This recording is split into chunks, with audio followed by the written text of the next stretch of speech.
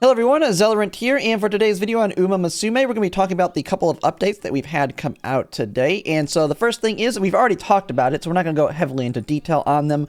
But we do have the new support card as well as the new Uma. So Fuji has dropped, as well as Majiro Ryan and Majiro Arden here for the support cards. So I've already gone through those. You can check my previous videos on them if you want some details on whether or not you want to pull over them.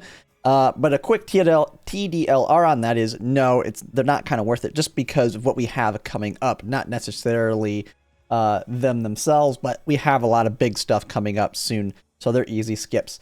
So that was the first thing. But the other thing, when we seen the new schedule come out on September 30th, there's other things that were announced coming alongside this patch with those support cards. And so the first one is up here, the transfer request. There's been a lot of confusion on this one when we kind of discussed it on stream yesterday, and so I didn't actually see this event within all the Japanese stuff I've looked up, so I was kind of confused when it said transfer it to another trainer. And what it means by it is when you actually go in here, it's like an NPC trainer. It's just basically saying you're transferring it to another trainer.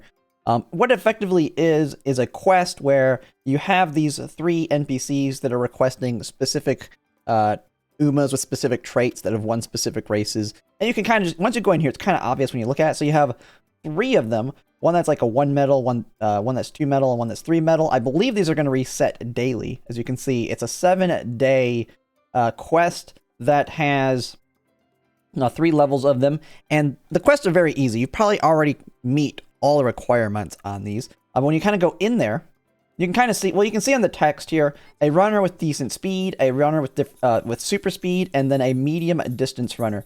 And so when you actually click in there, you'll actually see the true conditions. So I'm looking for a runner with decent speed. Speed has got to be E or higher. I mean, everybody should have an Uma that's E or higher. And then you can see your qualifications for the Uma to transfer them over. Know that these are ones, they're effectively like the glue factory. You're deleting them, basically, like the normal transfer system.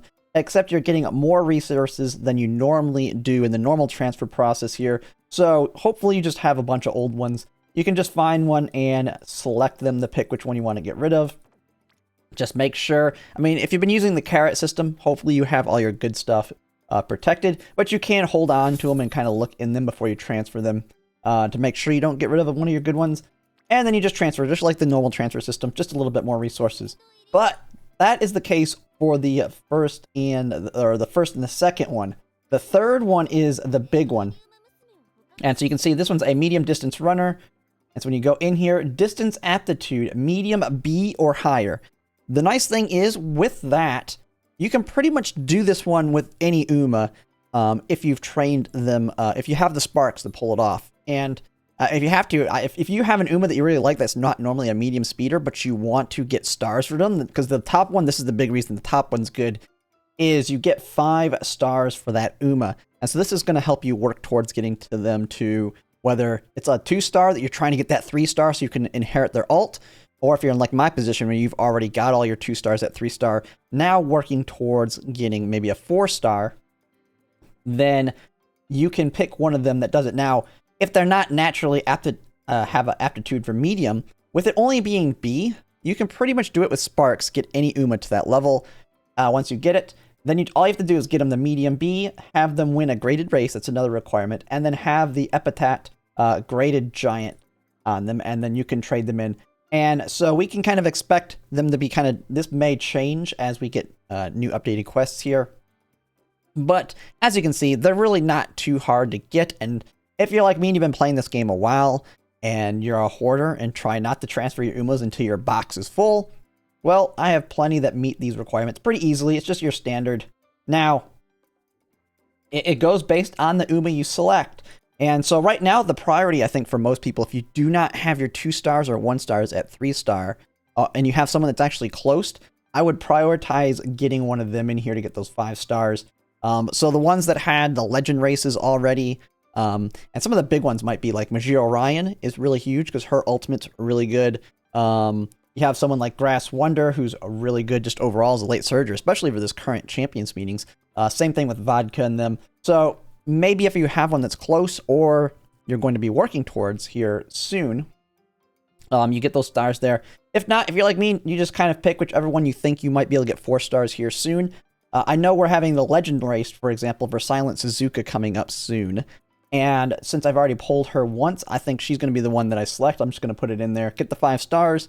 I'll get like the 60 to 70 from the Legend races, plus the stars that I had from inheriting her. And then I can just use the statues to push her up to level 4 from there. And so that's all this one is. Nothing too crazy with it. There will be different conditions, I'm going to guess, as it rotates through the day. But even free-to-plays should have no issue meeting these requirements. So pretty easy right there. So that's that. But then there's the big thing that I think everybody...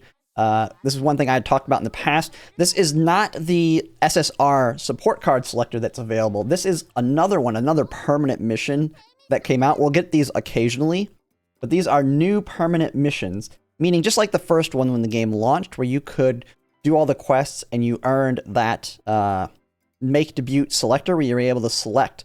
I don't think, yeah, no, the quests were actually for a random one. We were given a selector. This is going to kind of be the same thing.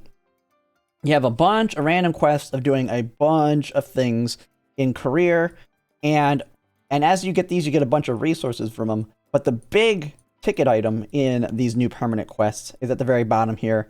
We are getting a another make debut ticket.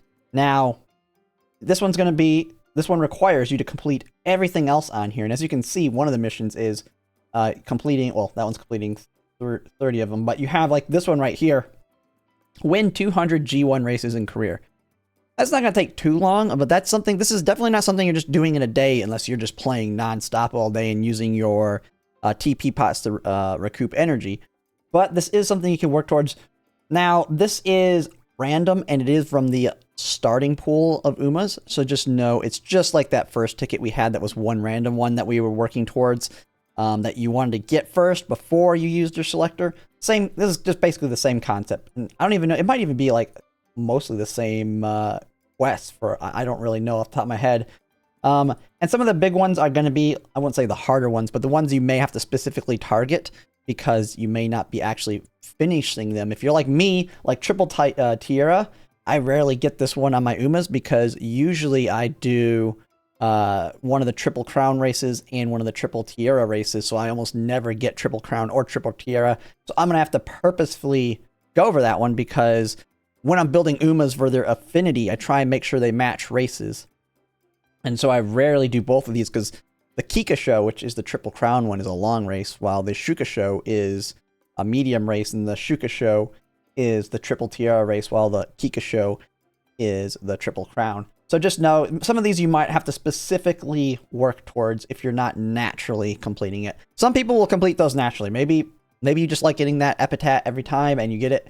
But if you're like me and you're going hardcore and making sure all your Umas, if they can, match the same races, then I might actually have to change my gameplay just for at least one of these epitaphs. But I'll just be playing naturally for that. But yeah, I just thought I'd let people know in case they missed this. Now, this is permanent, so there's no rush. This is not like some of the other ones that had a timeline to them. This is a new permanent one, just like the first one we had to earn the first one. And so just take your time with it. This is not going to update or change the Umas that are in it. So once you actually do unlock it, don't feel like you need to hold on to it for something better to come in it. It's just going to be the Umas that were available on launch. So if I actually go here and actually look, so like for example, for me, there's only 2 Umas that I really want out of it. And that's going to be Special Week or Rudolph. Those are the only 2 that I don't have from the initial batch, because all these rest of them are not part of that ticket. So now you can always get one that can contribute to upgrading someone's stars. Like I have a Majira McQueen here, who, if I get a copy of her again, I'm pretty sure I'll get her to... Yeah. Oh, no, I've already taken her to 4 stars. So she'll be on her way to 5, because I've already gotten dupes of her.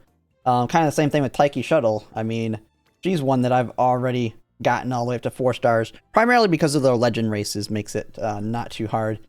But hopefully that doesn't happen. Hopefully it's not one that I already have at 4 stars, because I'm not going to be getting them to 5 stars anytime soon. But it is there, and it is available for everybody. and you have plenty of time to do it. But yeah, that was pretty much it. I just thought I'd bring it up in case anyone missed it or was confused about some of these updates.